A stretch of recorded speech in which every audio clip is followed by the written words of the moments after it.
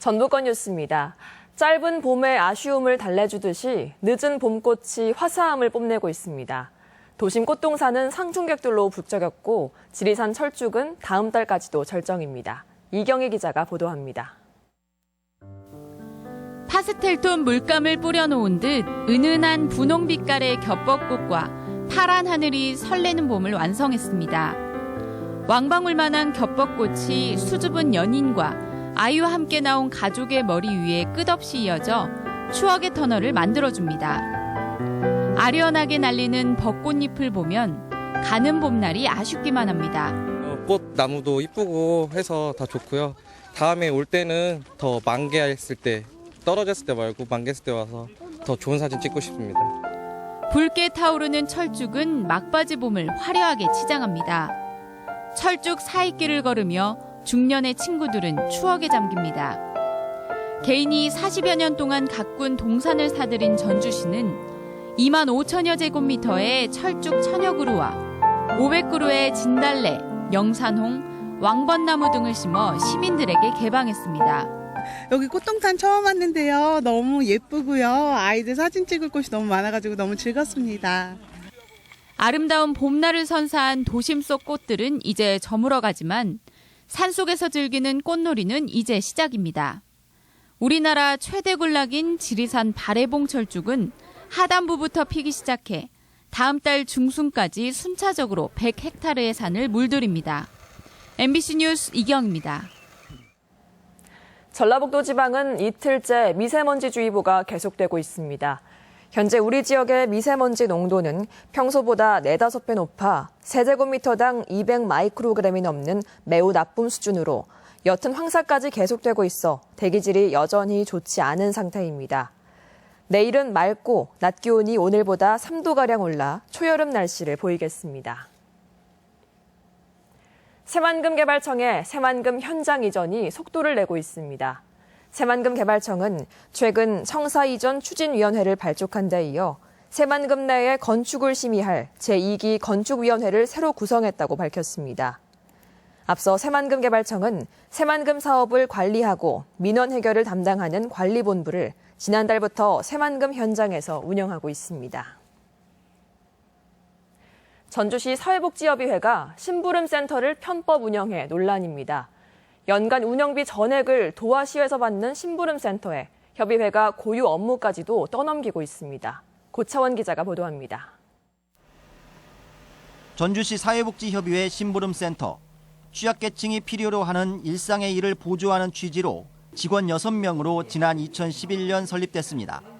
하지만 전주시 사회복지협의회 홈페이지에는 이들이 심부름센터와 전혀 관계없이 협의회 고유 업무를 수행하는 직원으로 돼 있습니다. 협의의 일을 하는 시간은 겨우 1년에 시간적으로도 몇 시간 정도예요. 몇 시간 정도.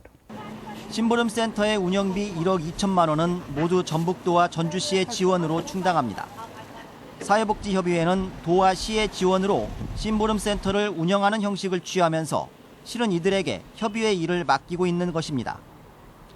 전라북도는 2011년 사회복지협의회 요청으로 심부름센터 사업을 시작하면서 협의회와 심부름센터 운영을 분리할 것을 요구했지만 실제로는 지켜지지 않고 있습니다.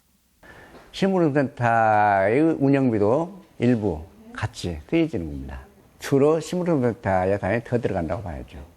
심부름센터가 제공하는 서비스도 품이 많이 드는 시장복이나 물품 전달은 미미하고 이동 서비스처럼 쉬운 것들로 편중돼 있습니다. 서로 분리해서 운영을 해야 되고 사무실도 따로 써야 되고 이렇게 해야 되지 않겠습니까? 근데 이제 그 모든 여건들 사무실도 같이 쓰고 그러다 보니까 8개 시군에 5억 4천만 원을 지원해 운영하는 심부름센터가 본래 취지와 규정을 지키고 있는지 꼼꼼한 점검이 시급합니다. MBC 뉴스 고차원입니다. 전라북도 대표 관광기념품이 추가로 선정됩니다. 전라북도는 올해 25개 관광기념품을 전북 관광기념품 100선에 추가하기로 하고 오는 7월까지 선정 작업을 마무리한다는 계획입니다. 전북 관광기념품 100선은 재작년부터 선정 작업을 진행하고 있으며 선정될 경우 생산 장려금과 도내 관광기념품 판매점 입점이 지원되며 각종 박람회에 참가 자격도 주어집니다. 옛 전주부성 일대가 역사문화 보존지구로 관리될 전망입니다. 전주시는 현재 한옥마을 중심인 역사문화 보존지구를 옛 전주부성에 있던 중앙동과 풍남동 일대로 확대하고 기본계획과 지구단위계획 수립을 위한 용역을 실시하기로 했습니다. 내년 7월 용역이 끝나면 복원되는 전라가면과 객사 등의 문화재와 약전과 영화 등의 특화거리 자원을 적극적으로 활용할 수 있는 계기가 될 것으로 기대됩니다.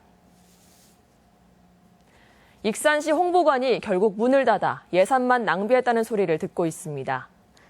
익산시는 지난해 4월 익산역사 3층에 연간 7천여만 원의 임대료를 내는 조건으로 홍보관을 개설해 익산의 유물과 유적, 관광지 등을 알리는 사진과 작품 등을 전시해왔습니다. 하지만 홍보관을 찾는 인원이 하루 평균 3, 40명에 그치고 접근성도 떨어져 개관 취지가 무색하다는 지적을 받아오다 결국 폐쇄됐습니다. 전주시가 영화제와 한지축제 기간 특별 교통대책을 추진합니다. 전주시는 국제영화제를 시작으로 한지 문화축제와 어린이날 등이 겹치면서 도심 교통 혼잡이 예상된다며 이달 말부터 2주간 임시주차장 확보와 셔틀버스 투입 등 대책을 마련키로 했습니다. 전주시는 또 주말 예식장 주변 교통 혼잡을 막기 위해 인근 불법 주정차 단속을 강화하고 임시주차장 확보도 요구할 계획입니다.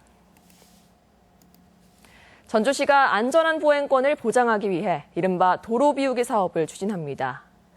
도로 비우기 사업은 전신주와 신호등, 소화전 등 무질서한 시설물을 통폐합해 안전한 보행권을 확보하는 것으로 전주시는 한전과 KT, 경찰청 등 유관기관과 재배치 등을 협의할 계획입니다.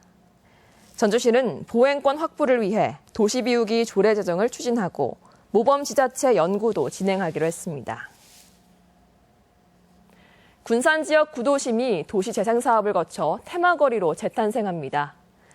군산시는 군산대 산업협력단과 도시재생대학을 운영해 참여하는 교수와 학생, 주민들로부터 골목길을 테마거리로 조성하기 위한 디자인과 아이디어를 발굴하기로 했습니다. 이번 사업은 주민들이 직접 골목을 돌아보면서 이야기가 있는 길로 만들고 주민 역량도 높이는 계기로 기대됩니다. 전북권 뉴스였습니다.